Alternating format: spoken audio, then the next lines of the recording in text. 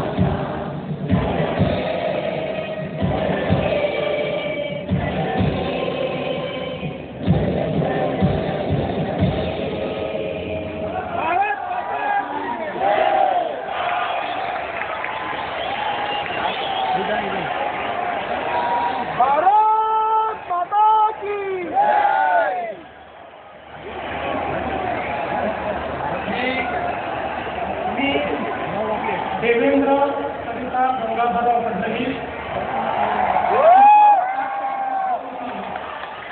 कायद्याद्वारे स्थापित झाले आहे अशा प्रकारच्या संविधानाबद्दल मी खरी श्रद्धा व निष्ठा बाळगेन.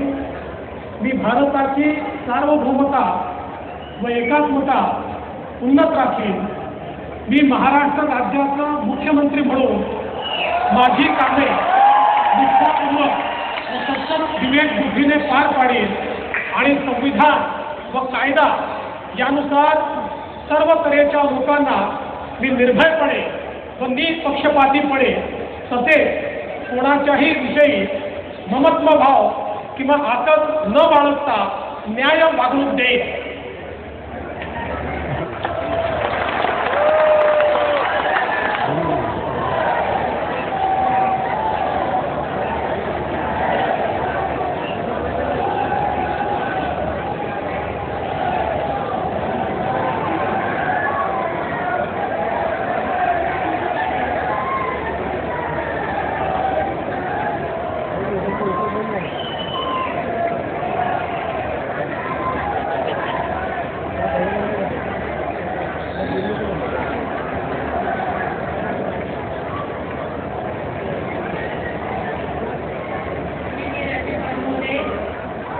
मुख्यमंत्री यांना पुष्पगुच्छ देतील.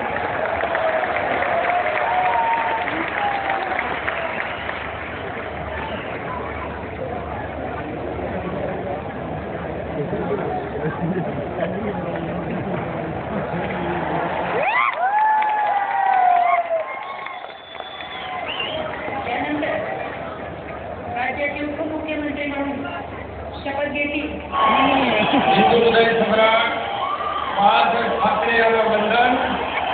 गृहमंत्री धर्मवीर आनंद दिघे साहेबांचं स्मरण आणि देशाचे कर्तबगार आणि लोकप्रिय प्रधानमंत्री नरेंद्र मोदीजी व देशाचे कणखर गृहमंत्री अमितभाई शाह यांच्या भक्कम पाठिंब्याने आशीर्वादाने तसेच राज्यातील 13 कोटी जनतेच्या आशीर्वादाने मी एकनाथ चंदुबाई संभाजी शिंदे ईश्वर साक्ष शपथ घेतो की कायद्याद्वारे स्थापित झाले आहे अशा भारताच्या संविधानाबद्दल मी खरी श्रद्धा व निष्ठा बाळगीन. मी भारताची सार्वभौमता व एकात्मता उन्नत राखीन. मी महाराष्ट्र राज्याचा उपमुख्यमंत्री म्हणून माझी कामे पार पाडली आणि संविधान व कायदा यानुसार सर्व तऱ्हेच्या लोकांना मी निर्भयपणे व निष्पक्षपातीपणे तसेच कोणाच्याही विषयी ममत्वभाव किंवा आकस न बाळगता न्याय वागणूक देईल.